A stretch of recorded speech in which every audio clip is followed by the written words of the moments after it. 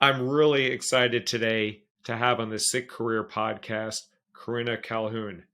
Corinna and I met, I think, in about 2015 ish or so. I remember talking to you. I remember the conversation very vividly. I was talking to you in a conference room at Google. It was a phone call, and we were talking because at that time I was not so happy with my current boss. I was starting to think about other opportunities outside of Google. And you were, I believe, at Microsoft then, or no, at Amazon then. Was it Amazon? Yeah. And yeah, just building your team. So I forget who put us in contact, but someone put us in contact, and I started having a conversation with you. And I remember how aligned we were in terms of the importance of leadership and culture on the team, and we just really hit it off there. But I'm not going to go into too much detail there. But with that, I'd love to have you introduce yourself, Corinna, Yeah. who you are and what you're doing now. Yeah, absolutely. Well, I'm a couple of different things. I am an executive and team coach, certified coach. I've been doing that for the last 5 years.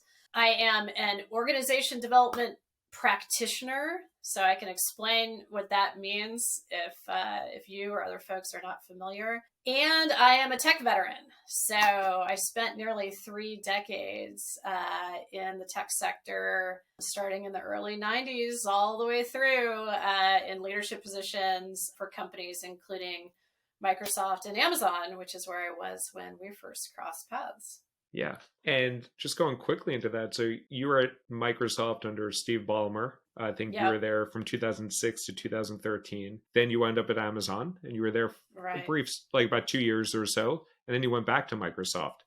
I Just did. love to hear your thoughts about that adventure across those two tech behemoths and being a boomeranger back to Microsoft. Yeah, yeah. It's fascinating because I can kind of plot my own sort of development in terms of, I would say, my leadership skills, but really more importantly, sort of my perspective on what it means to lead against the backdrop of those three different, times. And so under the Balmer years, and this has been said many times, but it was absolutely a know-it-all culture, right? Like the pictures of the guns pointing different directions.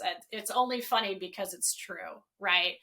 And and it was hardcore in that way, meaning you were right, you had your data, you had to defend it, and you had to compete. And what's interesting for me is a big part of me loved that, right? Like, I'm actually a super competitive person, and so tell me what the rules of the game are, and like I'm like, cool, I'm gonna start playing, right? And I actually had a great time there at Microsoft under that kind of leadership and that leadership style. But, kind of near the end, I would say I was starting to do my own reading, do my own sort of personal development, and starting to think like, this is not actually the most effective way to get things accomplished, to help people grow. And I started really chafing in that sort of culture, which is one of the reasons why I did move on. And then did a couple other things. Ended up at Amazon, as you mentioned. Absolutely loved Amazon in many ways. But I would say that culture, at least when I was there, so it was 2016, 2017, left right before the signing bonus ran out, which is not an uncommon occurrence for Amazonians. Um, and Amazon, at least at that time, was also somewhat of a know-it-all culture, meaning like, you absolutely had to have the data and back it up and know what you're talking about. But, the whole, the leadership principles and the emphasis on dialogue, and the whole purpose of the doc review to kind of explore and ask questions. It really was a great place for me in terms of intellectual kind of curiosity and working with wicked smart people and all that. I personally still felt like there was a bit of heart missing from that. So okay, this culture feels a little bit better. There's more sort of dialogue and discovery, and yet the heart seemed to be missing. And so I tell sometimes the story in the Goldilocks framework of like, that bed is too hard, that porridge is a little bit too cold. So back to Microsoft in 2017, and so Satya come on board in 2014. And for me, that those years, I was there for about 4 years, left in 2021, which I can talk about or not. But that was for me getting the closest to what felt really positive and powerful in a corporate culture, meaning there's still a ton of smart people working on really interesting projects, but the head and the heart seem to come together. And a lot of that is the emphasis on growth mindset and learning through adversity, learning through failure, as opposed to this kind of idea that if you don't get it right, that there's something fundamentally wrong with you, or you're going to fail, or you're no longer going to be, a valued member of the corporate community. Yeah. So going back to when I reached out to you when you're at Amazon, so you and I were talking a little bit in like, I think 2015, and then I think we stayed in contact and things like that. And then I lost my job at Google, and it was a pretty crazy story that I'm not going to go into all the details here. Sure. I don't mind sharing it, but it'll take a long time to go over that. Yeah. But when you and I met, we had coffee, and I remember the spot. It was like a Starbucks across from the Amazon offices near the Empire State Building. It was a dingy basement yes, Starbucks too, wasn't it? Like kind of it sticky is floors. kind of. But the great part about that Starbucks is they had tables and they had plugs. Yes. So I was able, like while I was out of work during that time, because it was after Google, I was able to hang out there for a while with plugs and with a desk. And because it was so dingy, it was one of the few Starbucks in the city that was not super crowded. But yeah. You and I met down there, and the question came up of why'd I leave Google? And I told you, in what I recall, very specific details of what went down. And I recall, and it was a pretty crazy story. And I recall you saying to me, "Why are you telling me all this?" And then I don't think the interview process went much further after that. And I'd be curious to hear why. But I came home and I told my wife the story, and she's like, "What the hell are you doing?" Because I went into like explicit details of why I left Google instead of just saying, "Hey, I was just looking for, like, I've been there 5.5 years and looking for a change." But I'd love your perspective of how you internalize that. And I actually never asked this, why I was like, I wound up not being considered for the role. So I'm just actually curious why, if you don't mind sharing that. Yeah. Because I thought like the way I internalized it, and we'll talk about like getting in people's mind, I thought, man, I totally screwed the pooch there. I revealed too much information. Yeah, well, so what's interesting is, so I think it was actually 2016, because I started at the beginning of that was 2016, because I got fired from Google in November, 2 days after Hillary lost to Donald Trump. It was a really terrible week. So that occurred on Tuesday, and I got laid off on a Thursday, and then we had coffee in Starbucks probably a week or two later. Interesting. Okay. Well, so a couple things. First of all, I hired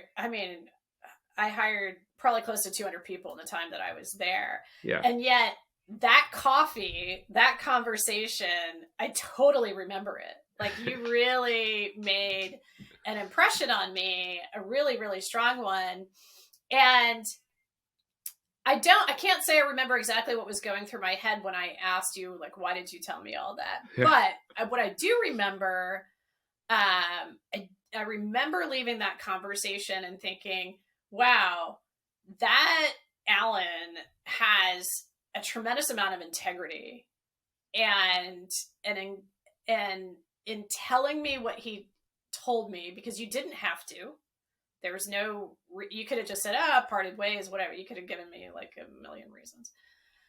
But it struck me that here was somebody who could have made different decisions based on what happened. You could blame the system and be kind of bitter and be like, well, they didn't, that's not on me, or any number of excuses, or you could have just shrugged it off and said, oh, well, that was just a thing, right? And it happened and whatever.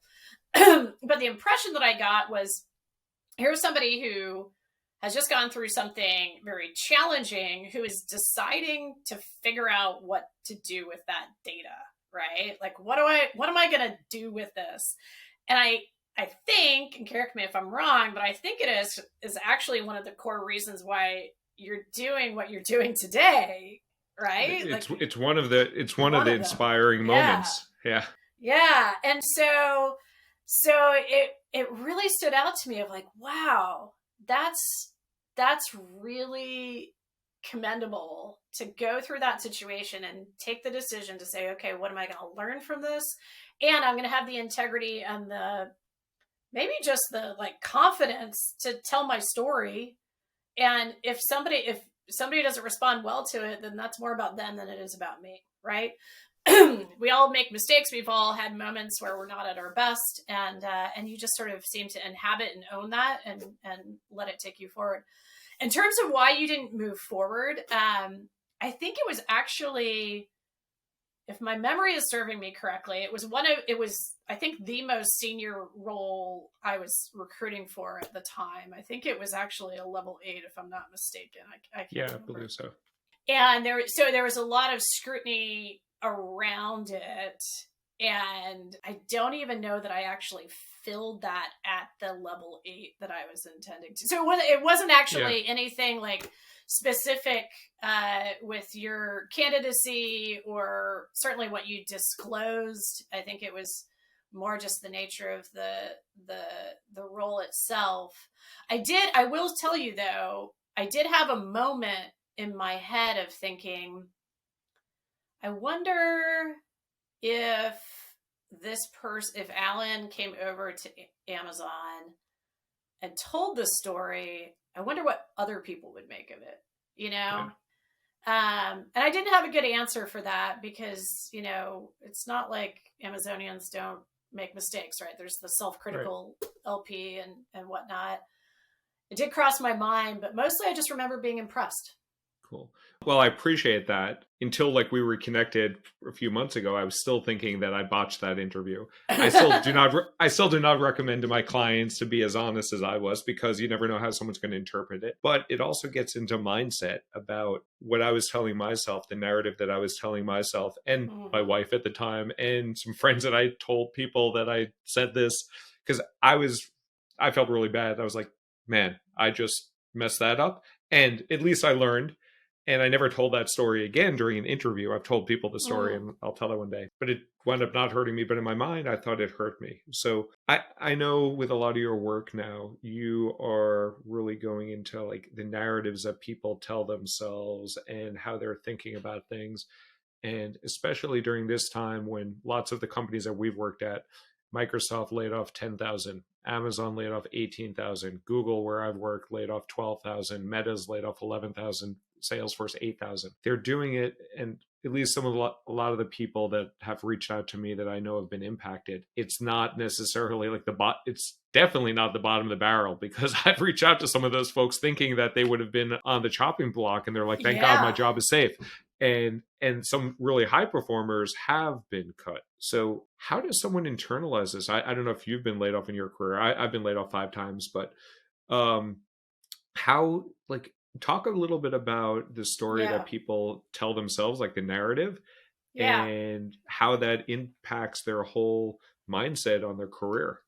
Yeah, absolutely. And I have been laid off. I've been laid off twice, but both times were in the 90s. So not recently, but I would say luck of the draw, right? Yeah. Like especially to your point of this most recent round, no one on the ladder was really spared, at least based on my network. But yeah, so power of narrative. This is something that I've actually been, well, I'm studying it. I'm getting my master's degree right now in organization development at Pepperdine. So this is directly related to my thesis. It's something that I geek out on just personally, and it's also a big focus of the coaching work that I do, because typically when I'm working with a client, and I've seen this in myself, I can tell you millions of stories, there's often the presenting problem. I'm stuck.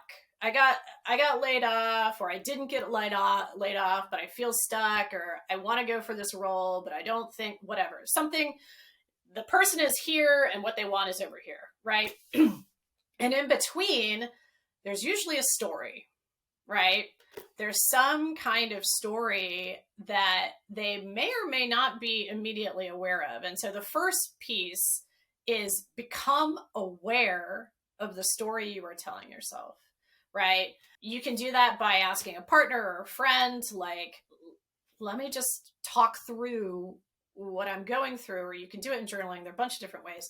But the first thing is to become aware of the story that you're telling. And so I'll actually give you a personal example. I had pretty recently, actually, in my last role at Microsoft, my career, which I had been accustomed to seeing kind of go up, like the little guy in the lederhosen in the Price is Right, like Price is Right. I remember that. Yeah, that thing. Well, my little lederhosen guy was like not moving up, right? Just like stalled out.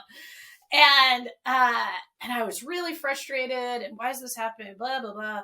It took me a while to just come around to this awareness that I had this narrative that I was telling myself that my value was directly tied to upward career progression, right? That unless the little guy in the lederhosen was going up to the right, that there was something wrong with me, right? So that's an example of a narrative that I had to become aware of. We all have different narratives. But the idea is get aware of it, and then they're like, grab a pen. This is very practical advice right here. What you do once you're aware of this narrative, limiting narrative, right? If you have one that's working for you, great, keep it. But a limiting narrative is to, first of all, write it down so you know what you're dealing with. What's that story in your head? And then the next exercise is to go out and look for all the data that disproves that narrative, right? So, Alan, you call me up and you say, there's no way I'm going to get the CEO gig at this company that I'm super stoked about because blah, blah, blah, blah, blah, whatever the story is. I'm going to be like, okay, Alan, tell me all the times that story was not true, right? And I'm going to have you write it down in as much detail as possible.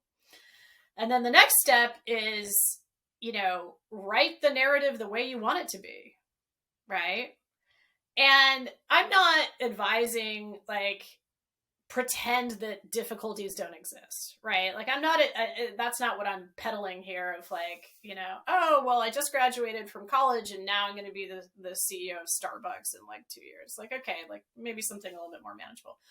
But you write the narrative around, actually, my example, my value, my worth is actually directly tied to the amount of service that I can be to other people, right? It's a much more expansive definition, a lot more ways to be successful with that narrative. And then the fourth step is go look for all the data that supports the new narrative, right? And keep going, right? If that narrative no longer serves, choose another one. But I think the whole concept here is it's actually tied to this concept called double loop learning that was made famous by an OD goat named Chris Argyris, which is, single loop learning is I tried to walk through the wall and I hit my nose, right? And so I'm going to turn left. It's kind of very basic learning. This thing didn't work, so I'm just going to try something else. Double loop learning is actually taking the time to examine your own assumptions and beliefs and change them. And when we can do that, first of all, there are no victims in that situation, right? Yeah, maybe you did get laid off. Maybe this thing happened to you and that's really unfortunate, but you're now taking control in a meaningful way of what you're going to do with it, with that situation. And then the path that you can create forward from that, like I said, it's just much more expansive than whatever that limiting narrative might have told you before. Yeah, I think that's so important. And lots of people, I think their default is to almost think negative in a lot of ways. Mm-hmm. Yeah. When they tell themselves a story, like me not going further with the Amazon interview, I was like, I screwed something up on me. That was on me. And this happens all the time with, I call it job acquisition. I don't call it recruiting. I call it job acquisition. As you're trying Yeah. to acquire a job, you are competing with lots of people, and just by the law of numbers, even Mm-hmm. like you will get rejected more often than you will get hired. It Right. Right. unless you're not stretching yourself far enough, you are going to get rejected more than you're not. So I'd love, and I work with lots of clients, and especially now when lots of people are getting laid off, there's less jobs out there, there's less Mm-hmm. opportunity. But even when the market was ebullient Right. and people are getting hired, you would get rejected a lot. Like last time Yeah.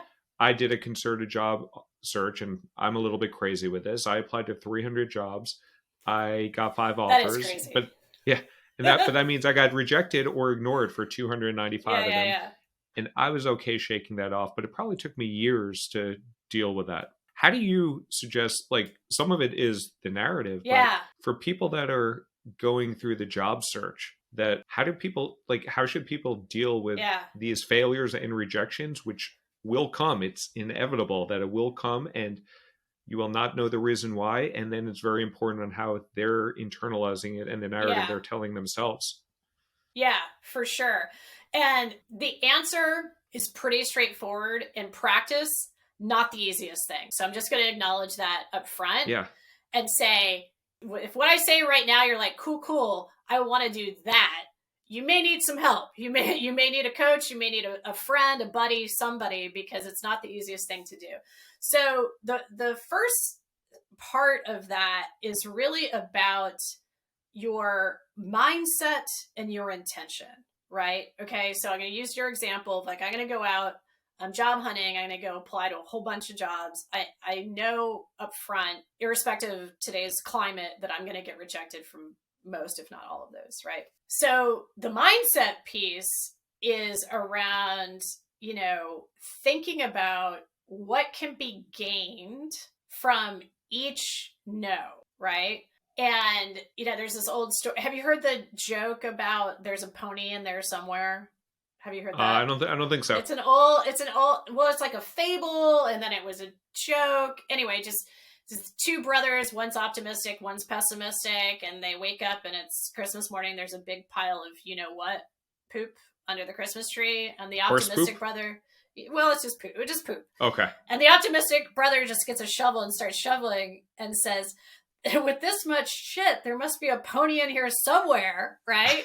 so that sounds a little hokey and it's a funny story, but the mindset being like, okay, this is data, right? All of these conversations, all of these potential rejections or whatever, there's data, there's something I can learn through that process, right? Like I'm going to get more clear on what I care about. I'm going to get more clear about what kind of people I want to work with. I'm going to get more information about these companies that might serve me later on. Whatever. There's a ton of data, right, that can produce however many ponies.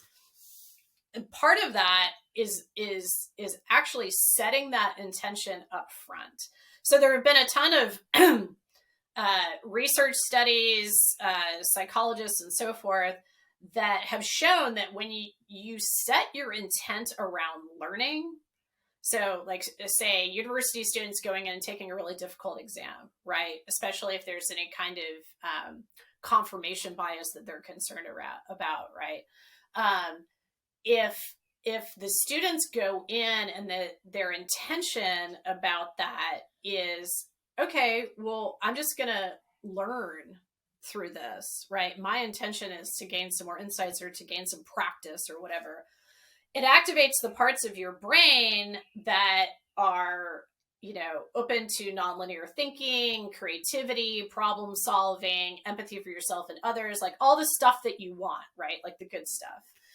And so I even, before I go into, maybe I'm just going to talk to a potential client and I'm a little bit nervous about it, I will write down my intention to say, my intention for this conversation is to learn something new, to be helpful. And, I might have some third intention or that might be enough. But just in setting that, then your brain, without even you kind of directing it to do this will look for stuff to learn, right? Right. And you'll be more relaxed. Your definition of a successful conversation is much more expansive than it would be if your definition of success was just, did I get an offer? Did I not get an offer? Did I advance to the next stage of this interview process? Right. So yeah, so that's kind of the core message, I would say, and not the easiest thing to do because our habits of mind are, pretty strong. And especially if,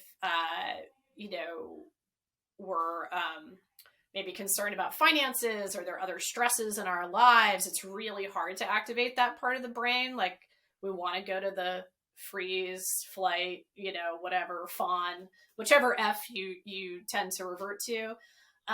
So I would say ask for help if you're in that situation. You want to apply this mindset, but you don't know quite how to do it.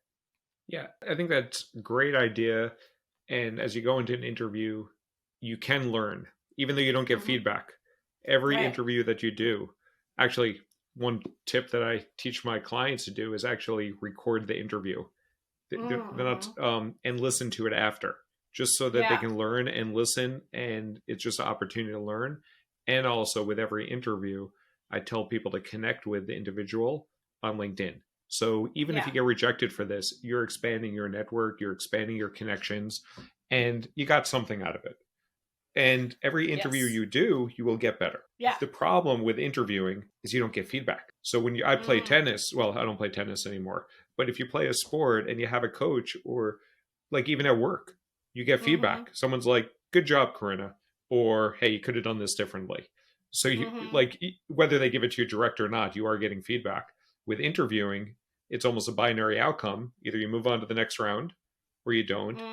And Yeah. they will not give you feedback. And then your mind goes into all these different places, often blaming it on yourself, even Yeah. though more, and like sometimes it is the candidate's part. Like you've interviewed lots of people, I've interviewed lots of people, and there have been some candidates that just totally screwed the pooch. Yeah. And Yeah. I actually give feedback, even though HR would not be You're not supportive of supposed that. to. Right. I was like a guy once told me about himself in 17 minutes for a 30-minute first like hiring screen.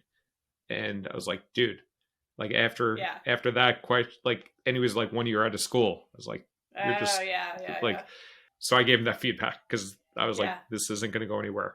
But very rarely do you get that feedback. So then how do you stop in a situation where you're not getting that feedback and you're in a Yeah. situation where you are going to fail more often than not, because that's just the nature of interviewing? Like, are there any special tips or tricks that you have with that? Yeah, there are a couple things that come to mind for sure. First of all, I just want to say, yeah, I have had some interview loops where I'm like, oh man, this is crashing and burning. Like, I wish I could throw a rope to this person because they're, and what my theory is that 99 times out of 100 when those crash and burns happen, it's because somebody's stuck in their head, right? They've gotten anxious, they're not comfortable, and then the words start coming out, and then there's that thing where you're like, oh my God, I'm saying the dumbest stuff, but I can't stop, right? And so, first of all, if you're that nervous before an interview, do something about it, right? Like, and when I say do something about it, I literally mean do. Don't think about it, because we at least in our generation, there was this idea that you could kind of think your way through any problem, right? Like thoughts first, behaviors come after. Well, neuroscience has kind of upended that. It's actually behaviors come first and thoughts and feelings after. So if you're that nervous, go run 2 miles before your interview, or do some meditation or whatever you need to do. But like, act your way to a place where you can be more calm.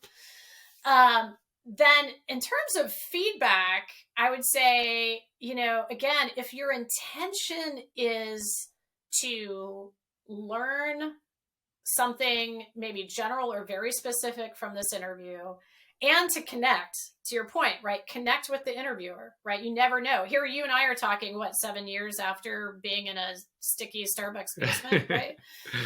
Those are your intentions. After your interview is over, reflect on your own feedback about how well you met those intentions, right? So, oh, well, I got totally lost talking about myself for 17 minutes and I didn't connect with the interviewer. Okay, well, what are you going to do differently next time? What behavioral change are you going to take?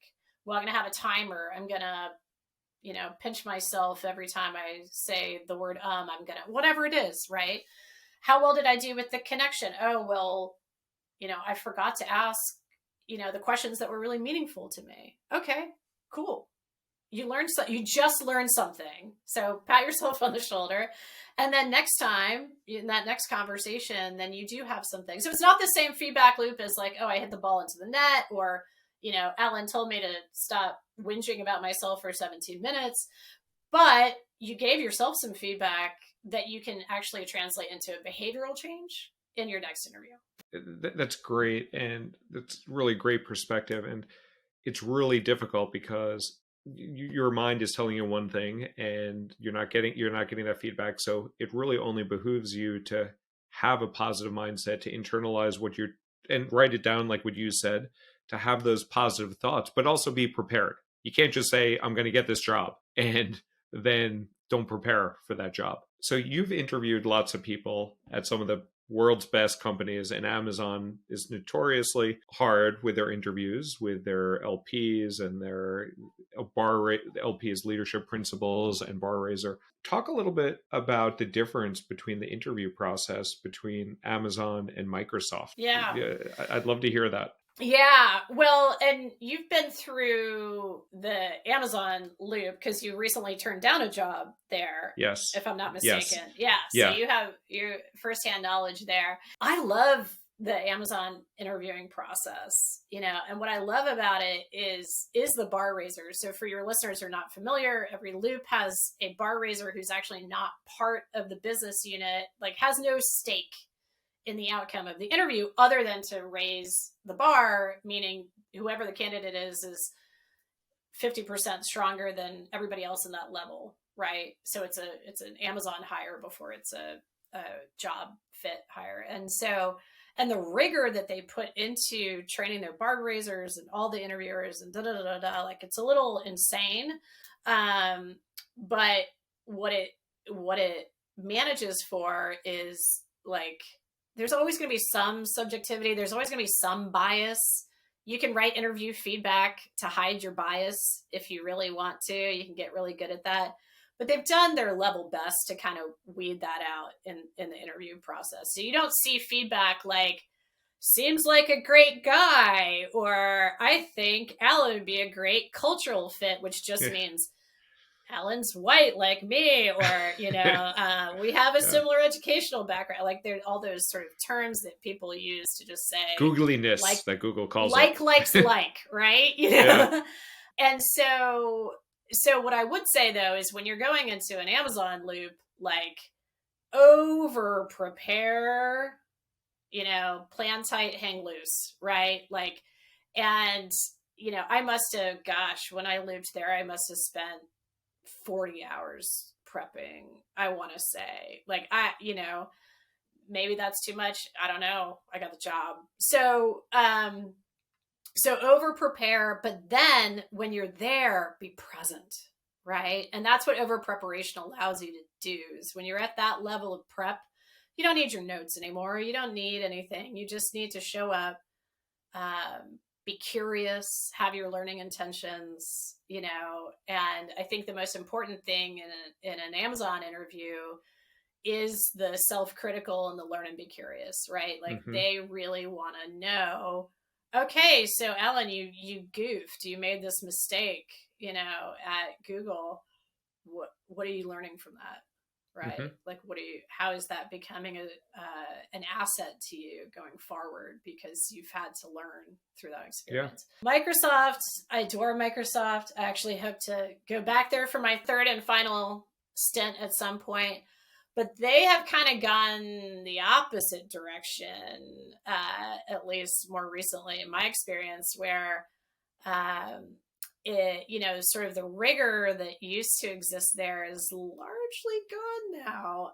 Now that could have changed in the last year and a half since I've been gone, but it's very much kind of determined by the leadership how much they are. You're going to get interviewed based on specific competencies versus you might have a loop where you know somebody just takes you out for coffee and just asks you like, why do you want this job? And so it's my most recent experience there was a little bit of a head scratcher that way, because I was at Amazon. I got interviewed back to come to Microsoft, and I'm expecting all this like high degree of kind of intention around the experience, and it was not that. Right. So it was not. I actually was kind of one of those people who's like, we need to fix this because it's too Yeah. loosey goosey. And so I would say if you're, once hiring restarts at these companies in any decent fashion, I'd say that at Microsoft, it's going to be a lot more about what do you want to learn from that loop. Yes, over prepare, but be prepared for all kinds of different interview experiences that are not non-traditional. So have you ever interviewed at Google? I have not, no. Okay. So, but you've interviewed at a number of places. I'm assuming the only two places you've interviewed at are not Microsoft and Amazon. I'm sure you've got rejected from a few places along the way. Or maybe not. Once or twice. Oh, really? Okay. So, I'm really and that's not because I'm like the bee's knees. I've just been very fortunate to like stay certain places for a long time, and then also my network is how I've gotten most of my jobs, right? And so I'm sure you talk to your people about that all the time. So I haven't really cast like a wide net. I've typically known the people and the organization I want to go work for, and so there's less rejection that happens in that process. Yeah. So you haven't been in Google, but Google has a pretty structured interview process also. So Google and Amazon, like I've interviewed at a lot of places. I've probably interviewed at 1,000 places, like 1,000 different opportunities across my career. And I find most of them are very unstructured, or kind of like what you're describing with Microsoft, are, hey, is this person like me? And because of that, I think it can be significantly influenced by the candidate. So you do need to prepare, you do need to have your questions there, but a lot of it is building rapport and getting the person to be positively inclined about you. I think you can do that less so at Google and Amazon, because I think they have a more structured process. But every other place, it's like, do I like this person? And do I think they can do the job, even though I didn't really pressure test them? Yeah. And did they come referred, which you talked about? Yeah, exactly. Yeah. So I'm curious what kind of advice you give to your clients in that context. So I take out the book Influence by Robert Cialdini. I don't know if you're familiar with that, but I talk about Dale Carnegie about how to win friends and influence people. Yes. So because these processes are imperfect and you don't control the decision because people are in rooms where you are not there. But what you want to do is influence the decision. You want them to be positively inclined for you. So some of that could be through referrals. You get a referral, that's huge.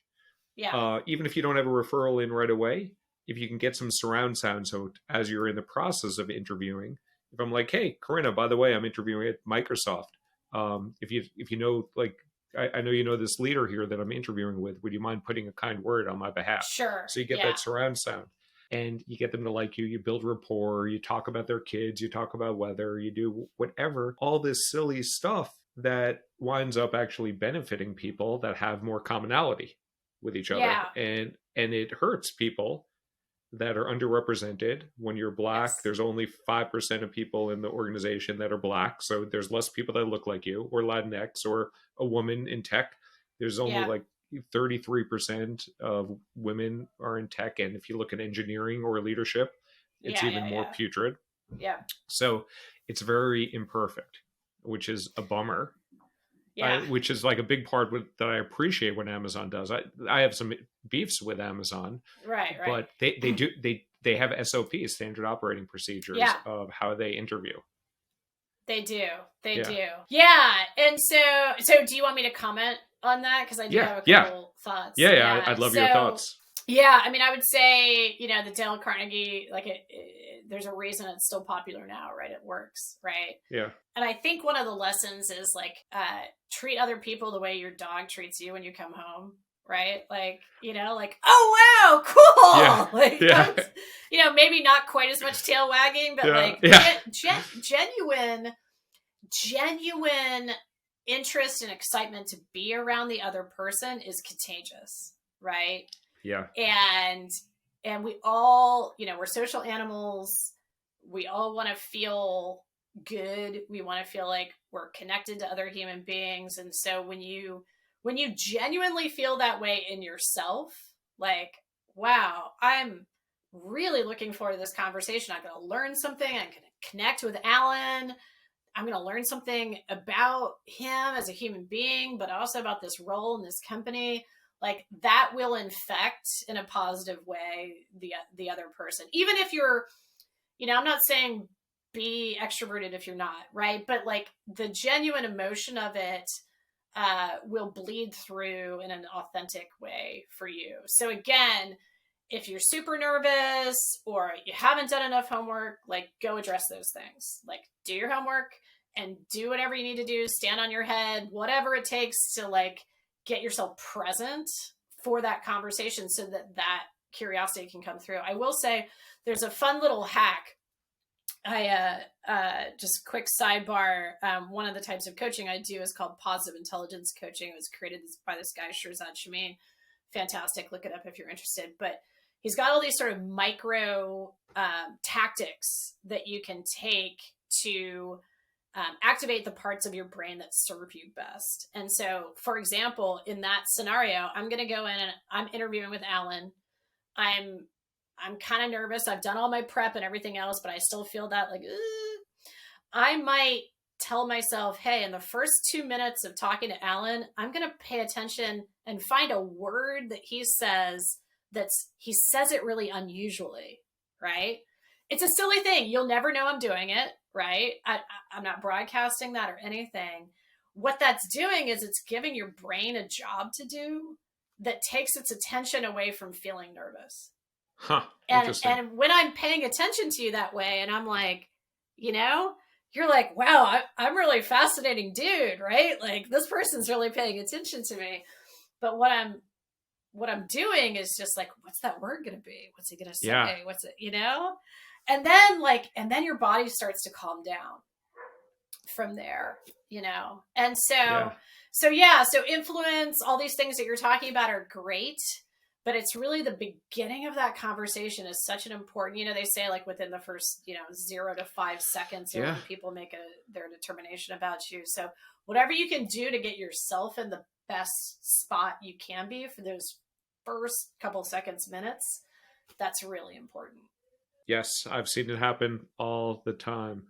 Even in structured interviews, even when I've been at Google, I have been swayed, and I realize it at the time that I'm probably giving this person a more positive rating because, like, I jive with the person. You like them.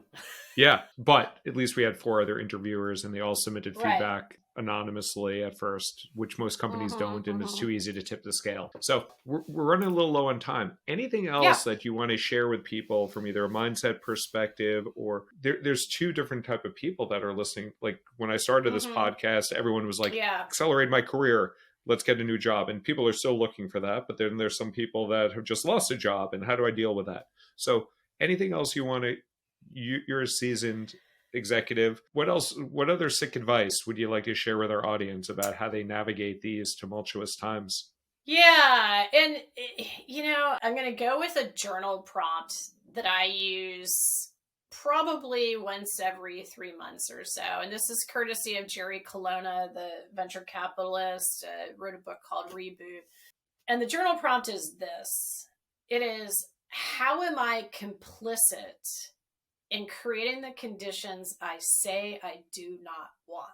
And, I usually don't go with the negative. I usually go with things that are like affirming, and positive and whatever. But this prompt, this question, the first time I came across it, like literally stopped me in my tracks. And I was like, well, gosh, okay, am I really going to ask myself that? All right, I guess I am. And the thing that's so powerful about that goes back to narrative, right? But it really goes back to agency, right? And the thing that most people struggle with in the midst of layoffs and uncertainty and all this kind of stuff is agency.